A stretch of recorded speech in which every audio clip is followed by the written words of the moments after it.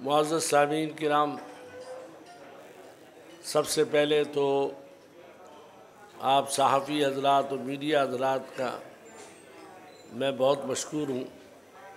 بہت مختصر وقت میں آپ حضرات کو بلایا اور آپ تشریف لے آئے، اور جب بھی ایسا کوئی واقعہ ہوا تو میں بھی آپ کو خواہ تکلیف نہیں دیتا کہ بار بار بلایا جائے۔ جب کوئی ضروری اور اہم مسئلہ ہوتا ہے تو اسی میں پھر آپ حضرات کو تکلیف دی جاتی ہے۔ آج کا جو مسئلہ اہم ہے وہ چند باتیں ہیں۔ تھوڑا آپ حضرات خاموش ہو جائیں تو میرے لیے اور اچھا ہوگا۔ اور چند باتیں ہیں بڑی اہم۔ سب سے پہلی بات تو یہ ہے کہ کراچی شہر کچھ عرصے پہلے چلے جائیے کہ کراچی شہر کے اندر بدامنی، چوری، ڈکیتی، قتل و غارت گیری، بھتہ خوری، یہ تمام چیزیں عروج پر تھیں، اور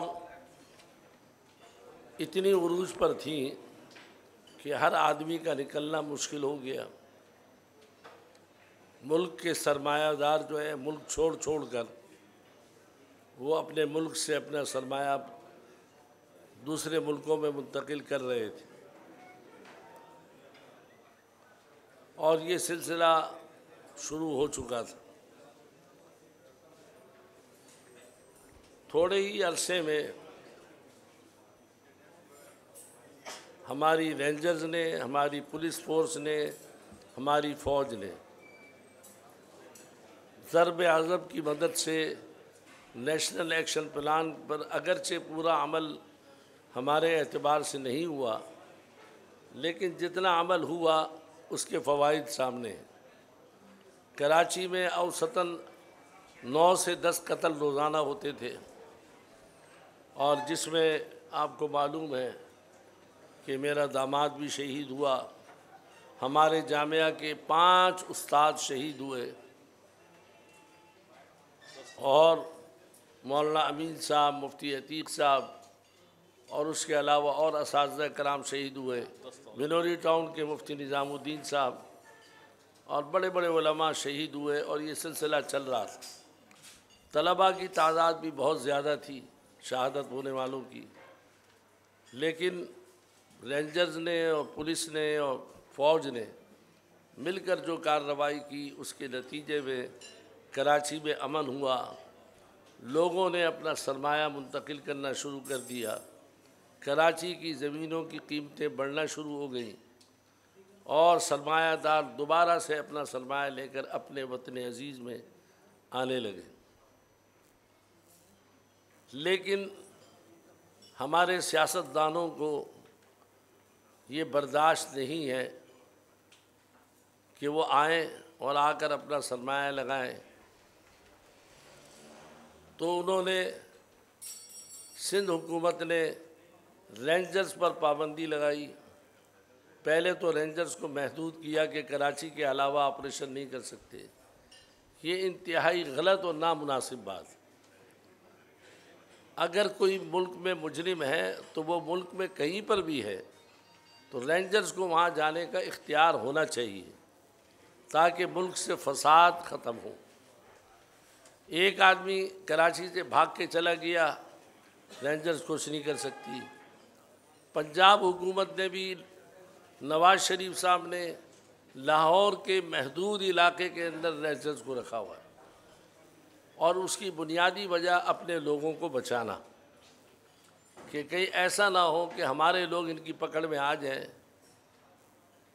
تو اس کو بچانے کے لیے انہوں نے یہ کام کیا۔ آج میں نے آپ کو اچانک بلایا، میرے بہت سارے دوستوں کے فون آئے کہ اب ہم جو ہے دوبارہ سے اپنے سرمایہ کو منتقل کر کے ملیشیا اور انڈونیشیا اور دوسرے ملکوں کی طرف روانہ ہو رہے ہیں، اور ہم اپنی فیکٹریاں بند کر رہے ہیں، کیونکہ سائیڈ کے اندر ایک وقت ایسا تھا کہ عصر کی نماز کے بعد کسی مل مالک کا نکلنا ناممکن تھا۔ اب الحمدللہ رات کے 11 بجے تک رونق لگی رہتی تھی۔ جب سے رینجرز جانا شروع ہو گئی، سندھ حکومت نے اپنی سیاست بچانے کے لیے اور اپنے لوگوں کی کچھ باتیں منوانے کے لیے رینجرز کو انہوں نے نکالا۔ نتائج سامنے آنا شروع ہو گئے ہیں۔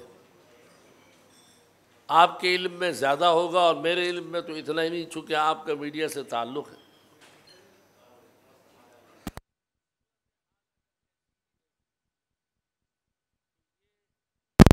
مہینوں میں نہیں، رینجرز کی اور پولیس کی جو محنت ہے وہ چند دنوں کے اندر ختم ہو جائے گی، اور دوبارہ سے آپریشن کرنا، دوبارہ دہشت گردوں کو پکڑنا، ہتھیار کو پکڑنا کوئی آسان کام نہیں۔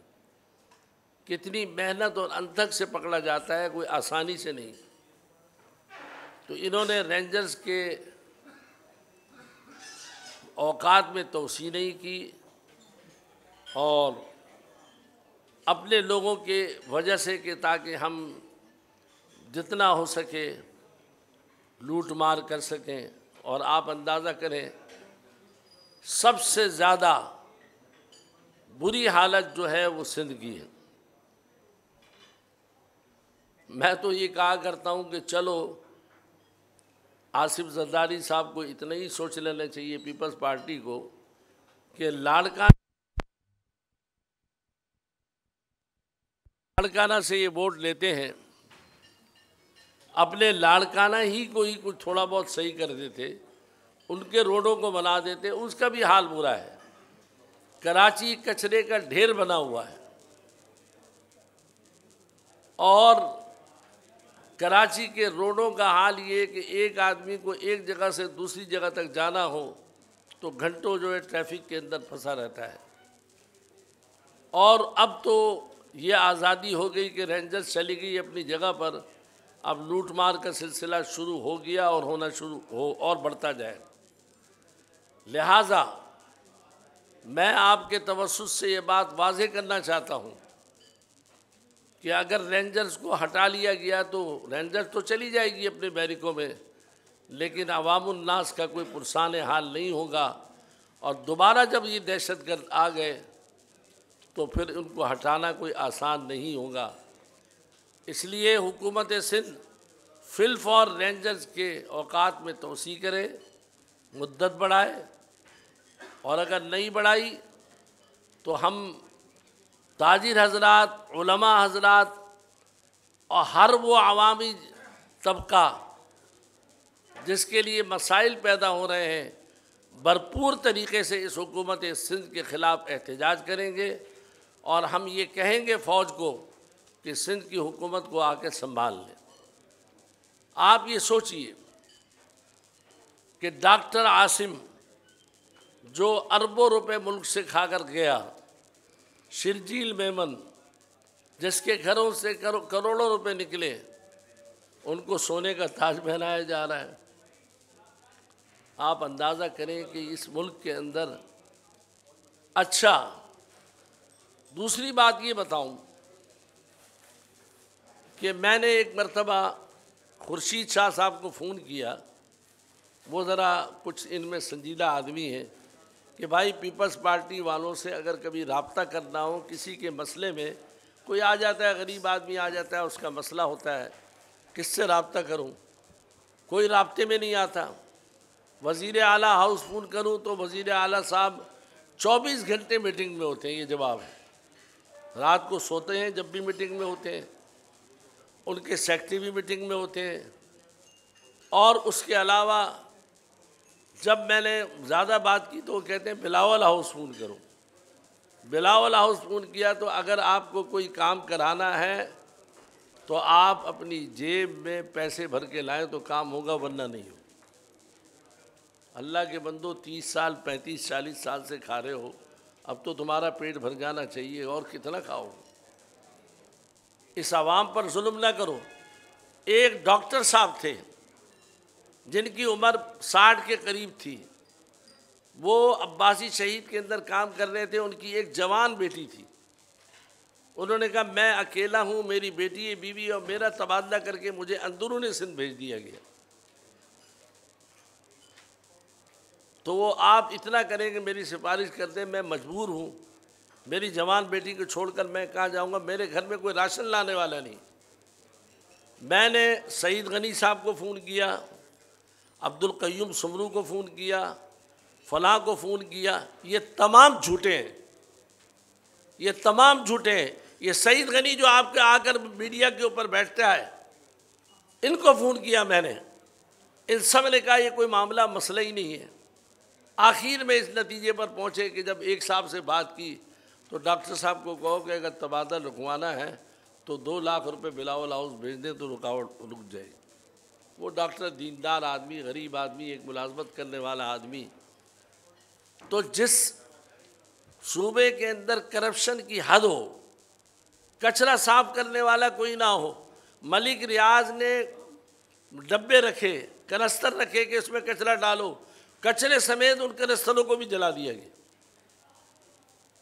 تو آپ یہ بتلائیں کہ اس صوبے کی اور خصوصاً کراچی کے حالات اگر یہ خراب ہو گئے تیزی سے تو یہ ہم سب کے لیے بڑے دکھ کی بات ہوگی۔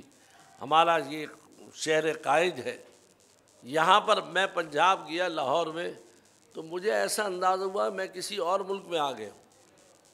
اتنا صاف ستھرا، اتنا اچھا نظام انہوں نے بنایا ہوا ہے۔ اگرچہ انہوں نے بھی کرپشن کی نہیں کی، یہ تو انتظامیہ تحقیق کرے، میرا کام تو نہیں ہے، لیکن میں بتاؤں یہاں بیچارہ آئی جی سندھ نے اپنی بھرتی شروع کی صحیح لوگوں کی، چونکہ یہ چل رہا تھا ایک سپاہی کے لیے 2 لاکھ 2.5 لاکھ کا ریٹ، اس نے ایسی کہا بھرتی شروع کی بنیاد پر، اس بنیاد پر جس میں صلاحیت ہے اس کو بھرتی کیا جائے، اس آئی جی کو ہٹانے کے پیچھے لگے ہوئے اور لگے ہوئے۔ تو معلوم ہوا کہ ہر اچھا آدمی اس سندھ کے اندر کام نہیں کر سکتا، اور گزشتہ 10-15 سال سے یہ مسلسل چل رہا ہے، اور ہمارے میں عوام اتنی پاگل ہے کہ دوبارہ بار بار انہی کو جتواتی ہے، اور یہی لوگ پھر دوبارہ ہمارے اقتدار میں آ کر ہم پر مسلط ہوتے ہیں اور کرتے ہیں۔ تو اس لیے میں یہ کہتا ہوں کہ وزیر اعلیٰ نے کبھی کسی مدرسے کو دیکھا نہیں، لیکن روزانہ اس کا بیان، ایک صبح اٹھتا ہے تو اٹھتے ہی بیان دیتا ہے کہ مدرسوں کے اندر دہشت گردی میں ختم کروں گا۔ بھائی تو پہلے تو اپنے ہاں جو دہشت گردی ہے تمہارے دفتروں کے اندر ہے، کرپشن ہے، اس کو ختم کرو۔ میں تو واضح کہتا ہوں کہ اگر یہ فوج اور رینجرز نہ ہوتی تو یہ قائد اعظم انٹرنیشنل ایئرپورٹ بھی بیچ چکے ہوتے اور محمد علی جناح قائد اعظم کا مزار بھی بک چکا ہو۔ یہ تو فوج ہے جو ہمارے وطن عزیز کو حفاظت کر رہی ہے، ان کی وجہ سے رکا ہوا ہے، ورنہ آپ کیا سمجھتے ہیں کہ سولجر بازار میں یہ اسکول گرایا گیا ہے، یہ کوئی ایک ماسٹر گرا سکتا ہے؟ ایک عام آدمی گرا سکتا ہے؟ آپ اس کے پیچھے ہاتھ دیکھیں، آپ کو معلوم ہوگا کہ اس اسکول کو گرانے والا کون ہے۔ لیکن رینجر چونکہ پاکستان کے آئین ایسا بنا دیا ہے انہوں نے کہ ہر ایک کو اختیارات محدود کر دیے ہیں۔ میں سمجھتا ہوں اب بھائی ڈاکٹر عاصم صاحب کو اگر جانے دینا ہی تھا، کم از کم جو رقم غریب عوام سے لوٹی ہے وہ واپس کر دیتے، ہمارے غریب عوام ہی کے کام آ جاتی، ان کے فلاح و بہبود میں کام آ جاتی۔ لیکن وہ مزے سے چلا گیا اور 6 مہینے بعد بالکل گناہوں سے دھل کر واپس آ جائے گا، اور سارے اسی طرح کر رہے ہیں۔ اسی طرح شرجیل میمن کو سونے کا تاج محل آئے گی۔ تو میں اس بات کو واضح کر دینا چاہتا ہوں کہ ہم چند دن موقع دے رہے ہیں حکومت سندھ کو۔ اگر حکومت سندھ نے رینجرز کی مدت میں توسیع نہیں کی، علماء، مدارس، تاجر، ہر طبقہ جو ہے وہ سب چاہتے ہیں کہ امن و امان رہے اس شہر کے اندر۔ ابراہیم علیہ السلام کی پہلی بنیاد یہ تھی، جب مکہ مکرمہ میں داخل ہوئے فرمایا رب اجعل ھذا البلد آمنا، اے اللہ اس شہر کو امن والا بنا۔ جب امن ہوگا ورزق اہلہ، وہاں والوں کو روزی بھی ملے گی، کھانا بھی ملے گا، سب کچھ ملے گا۔ تو الحمدللہ میں نے ایک بات تو آپ کو یہ کرنی تھی اور یہ بڑی اہم ہے، اور ہم آپ کو 1-2 دن میں 3 دن میں اگر حکومت سندھ نے توسیع نہیں کی تو بھرپور قسم کا، میں کوئی سیاسی نہیں ہوں کہ میں سیاست کر رہا ہوں، میں صرف یہ کہہ رہا ہوں کہ عوام الناس کے جان و مال کے تحفظ کے لیے یہ بات ضروری ہے کہ یہاں پر اس شہر کے اندر رینجرز کا جو ایک خوف بیٹھا ہوا ہے دہشت گردوں پر، وہ ختم نہ ہو، ورنہ یہ مشکلات پیدا ہوں گی اور بڑھتی جائیں گی۔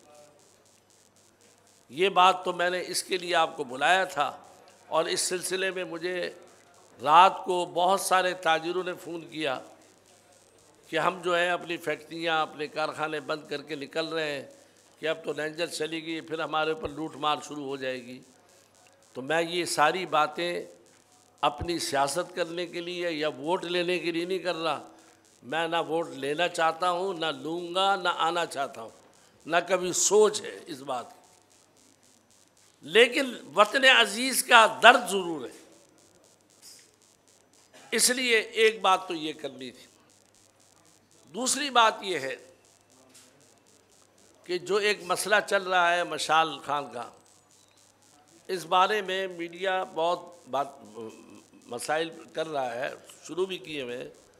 میں نے واضح طور پر پہلے جو موقف رکھا پہلے دن، وہ آج بھی ہے کہ مشال خان کو توہین رسالت کا ثابت کیے بغیر فقط الزام کی بنیاد پر اس کو قتل کرنا، مارنا، یہ شرعی اعتبار سے بھی ناجائز ہے، ہمارے قانون کے اعتبار سے بھی ناجائز ہے، اور اگر عوام نے یہ قانون کو اپنے ہاتھ میں لے لیا، کوئی بھی قانون کو، تو یہ ملک میں جنگل کا قانون ہوگا، پھر نہ میں محفوظ ہوں گا، نہ آپ محفوظ ہوں گے۔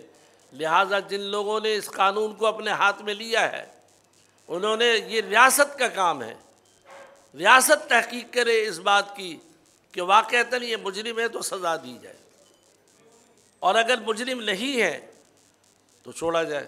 ہوتا کیا ہے کہ 2 خاندانوں میں لڑائی ہوتی ہے، دوسرے پر الزام لگا دیتے ہیں، اس لیے توہین رسالت کی۔ لہٰذا اس قانون پر بھی اثر نو بڑے بڑے علماء بیٹھ کر، مفتی منیب صاحب ہیں، مفتی تقی عثمانی صاحب ہیں، اور ہمارے ملک کے بڑے بڑے علماء ہیں، اور اس کو غلط جو استعمال ہو رہا ہے اس کو روکنے کے لیے ایک قانون بنایا جائے صحیح طریقے۔ دوسری بات یہ ہے کہ کوئی بھی قانون بنائے،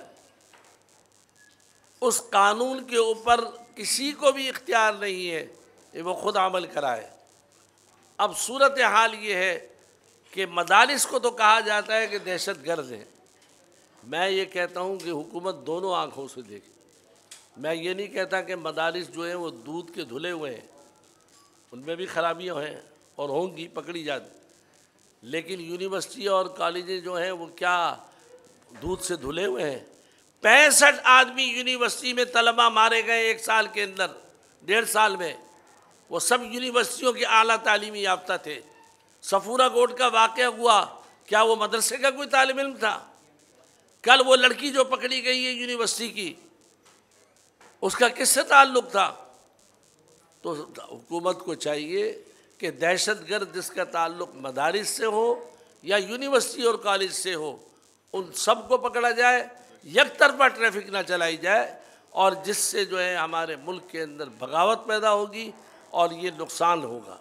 تیسری بات یہ ہے کہ میڈیا کو بھی چاہیے اور منبر و محراب والوں کو بھی چاہیے کہ میڈیا 2 مرغوں کی طرح شیعہ اور سنی، دیوبندی، بریلوی مل کر نہ لڑائے۔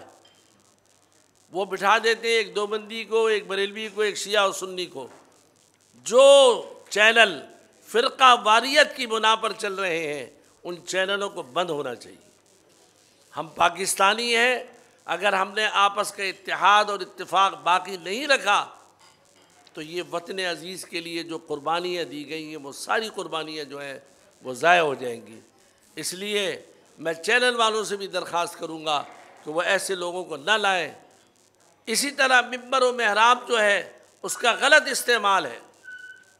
منبر و محراب پر بیٹھ کر ایک دوسرے کو کافر کہا جا رہا ہے۔ ہمارا نوجوان جب اس کو سنتا ہے تو جذبات میں آتا ہے، اور جذبات میں آنے کے بعد پھر وہ قتل و غارت گیری کرتا ہے۔ تو ممبر محراب کو بھی استعمال کرنا چاہیے، صحیح استعمال ہونا چاہیے۔ تیسری بات یہ کہ یونیورسٹی کے اندر جو پروفیسر ہیں کبھی انہیں بھی سوچا گیا کہ ان میں انتہا پسند نہیں ہے؟ میرے علم کے مطابق بہت سے پروفیسر ایسے ہیں جو اپنے یونیورسٹی کے طالب علموں کو اور طالبات کو اکساتے ہیں، لڑو۔ میں یونیورسٹی میں تھوڑے دن پہلے گیا تھا کسی کام سے، تو ایک استاد پروفیسر صاحب سے مل رہا تھا کراچی یونیورسٹی میں، وہ میرے سامنے کہنے لگے فلاں پروفیسر کے پاس نئی گاڑی آ گئی اور ہم اتنے سال سے ہیں ہمارے پاس کوئی گاڑی نہیں، اپنے طلباء کو کہا تھا کام یہ کرو اس کا شیشہ توڑو۔ یہ اپنے طلباء کو سبق دے۔ آپ سے میں یہ سوال کرتا ہوں، کیا کسی مدرسے کے طالب علم نے کبھی کسی طالب علم کو مارا ہے؟ یا مدرسے کے اساتذہ نے کسی استادوں کو مارا ہے؟ یہ تو اپنے استادوں کو بھی مارتے ہیں اپنے۔ اس لیے ہمارے تعلیمی جو درسگاہیں ہیں ان میں تربیت کا نفاذ بالکل فقدان ختم ہے، تربیت بالکل نہیں ہے، جس کی وجہ سے یہ تعلیمی گزشتہ دنوں آپ کی میڈیا نے خبر دی ہے، اسلام آباد اور پنڈی کے اسکول و کالج کے اندر طلباء اور طالبات نشہ کر رہے ہیں اور یہ نشہ عام ہوتا جا رہا ہے۔ تو ہمارے تربیت یافتہ اداروں میں جب نشہ عام ہوگا تو آپ بتلائیے کہ ہمارے بچے کیا بن کر نکلیں گے۔ اور میں اپنی ذاتی رائے دے رہا ہوں، میرے نزدیک تعلیمی اداروں میں کسی یونین کو ہونا ہی نہیں چاہیے۔ تعلیمی ادارہ صرف تعلیمی ادارہ ہے، وہاں تعلیم کے علاوہ کوئی بات ہی نہیں ہونی چاہیے۔ اور ساری خرابیاں اس میں یہ ہوتی ہیں جب یونینیں بن جاتی ہیں تو ایک یونین ادھر کھینچ رہی ہے طلباء کو، پھر وہ گروپ بن جاتے ہیں، پھر وہ آپس میں لڑائیاں ہوتی ہیں۔ اس لیے میں ان تمام باتوں میں آپ کے سامنے درخواست کرتا ہوں کہ اسی پر میں اپنی بات کو ختم کرتا ہوں۔ وآخر دعوانا الحمدللہ رب العالمین۔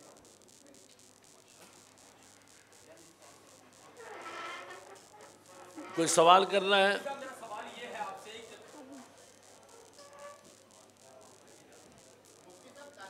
مفتی صاحب، میرے خیال سے بنیادی حق یہ ہے کہ طالب علم رہے۔ بنیادی حق کے لیے کہ جب وہ طالب علم سے فارغ ہو جائے پھر وہ کسی بھی جماعت میں جائے۔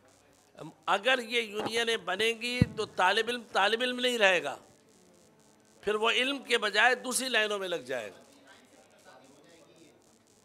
آئین کوئی ہم نے آسمانی ہے، بدل نہیں سکتے۔ مفتی صاحب میرا سوال یہ آپ سے یہ آسمان ہے، سے اترا ہے کہ آئین کیا؟ مفتی صاحب میرا سوال آپ سے یہ ہمارے ہے جامعہ کہ کیا بنوریہ 5000 طلباء ہیں، کوئی 5 طالب علم ہمارے پاس آ کر یہ کہہ دیں کہ کھانے کے اندر نمک زیادہ تھا، 5 کو نکال دیتے۔ بھائی شکایت کرنی ایک ایک کر کے آؤ، اجتماعی طور پر آؤ گے، آج 5 آؤ گے کل 20 آئیں گے۔ مفتی صاحب میرا سوال آپ سے یہ ہے کہ آپ نے دہشت گردی کی بات کی، تو کیا ملک کے اندر جو دہشت گردی ہو رہی ہے اس میں علماء اکرام نے اس کے خاتمے کے لیے کیا کردار ادا کیا ہے؟ کیا کہیں علماء اکرام کا کوئی کردار نظر آ رہا ہے کہ انہوں نے دہشت گردی کے لیے کوئی کردار ادا کیا ہو؟ دیکھیں بات یہ ہے کہ علماء کے پاس قوت نافذہ ہے۔ علماء تو یہی کر سکتے ہیں کہ فتویٰ دے سکتے ہیں، علماء یہ کر سکتے ہیں آپ کے ذریعے پیغام پہنچا سکتے ہیں۔ آپ مجھے دیں سندھ کے اندر قوت نافذہ اختیار دیں، آپ ایک ہفتے کے اندر دیکھیں کوئی کچرا نظر آئے، ہم اپنے تمام طلباء کو اور آپ کو بھی اسی صفائی پہ لگا دوں۔ جن علماء نے کردار ادا کیا اور علماء کو شہید کر دیا گیا۔ آپ کا جو سابق گورنر تعلق تو آپ کا بہت ہے، ایک فون پہ سارے کام کراتے تھے، تو آج آپ کیسے کہہ رہے کہ اختیارات نہیں آتے آپ کے پاس؟ میں نے کوئی ثابت کر دے کہ سابق گورنر سے کوئی کام کرایا ہو یا 1 گز جگہ بھی لی ہو۔ تعلق تو اس بنیاد پر ہے کہ ان کے پاس جاتے تھے کسی کے مسئلے کے لیے، وہ مسئلہ سن کے حل کر دیتے تھے۔ اس سے زیادہ کوئی تعلق نہیں کہ کوئی ثابت کرے کہ انہوں نے کوئی مجھے 100 گز جگہ دی ہو، 120 گز جگہ دی ہو۔ اگر دی ہے تو میں آپ کو تحفے میں دیتا ہوں۔ موجودہ گورنر صاحب کو میں نے 3 خط لکھے ہیں ملاقات کے لیے، میرے خیال سے وہ ہم سے ملاقات کرنا بھی پسند نہیں کر رہے۔ اچھا مفتی صاحب بتائیے گا کہ کوئی ٹائم فریم دیا ہے مفتی صاحب آپ نے کہ رینجرز کے اختیارات میں کب سے آپ لوگ احتجاج کریں گے؟ میں نے کہا کہ 3-4 دن بعد ہم ایک بہت بڑا اجلاس بلا رہے ہیں، اس میں تاجروں کو بھی، علماء کو بھی اور ہر طبقے کے لوگوں کو بلائیں گے، اور انشاءاللہ العزیز ہم دیکھیں گے۔ اس بیچارے آئی جی کو بھی بہت برا حال کیا ہوا، یہ بھی بڑا قابل رحم ہے، اس پر بھی ذرا رحم کریں۔ خورشید شاہ صاحب نے مجھے ایک صاحب کا نام دیا، ان کا نام ہے مظفر شجرہ، ان کو میں نے ٹیلی فون کیا کئی مرتبہ، ہاں مفتی صاحب ابھی کام ہو جائے گا، آج تک اس بیچارہ میری طرح بے اختیار آدمی ہے، کوئی کام نہیں کرا سکتا۔ پیپلز پارٹی کے دور میں کسی کا کوئی اختیار نہیں ہے، ایک ہی اختیار ہے، قائد اعظم جس کے پاس ہو اس کا اختیار۔ مختصر بات یہ۔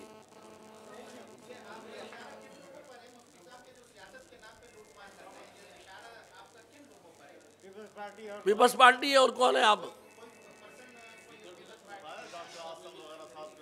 میں نے نام بھی لے لیا، پیپلز پارٹی بھی کہہ دی ہے، آپ کہو گے تو میں فہرست بھی دے دوں گا آپ کو، اس میں کون سی ایسی بات؟ مفتی صاحب آپ نے اظہار یکجہتی کیا ہے 2 روز قبل ایک نئی سیاسی جماعت سے جا کر، تو کیا ان کے احتجاج میں بھی جائیں گے یا جو آپ نے بات سنیں، جو کراچی کے ترقی کے لیے کام کرے گا میں جاؤں گا، اس کا یہ مطلب نہیں ہے کہ میں مصطفیٰ کمال کی جماعت میں شامل ہوا ہوں، میرا کوئی تعلق نہیں ہے۔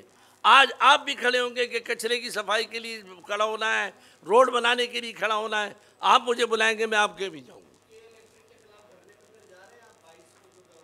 مجھے بات سنیں، اگر مجھے بلایا تو میں ضرور جاؤں گا۔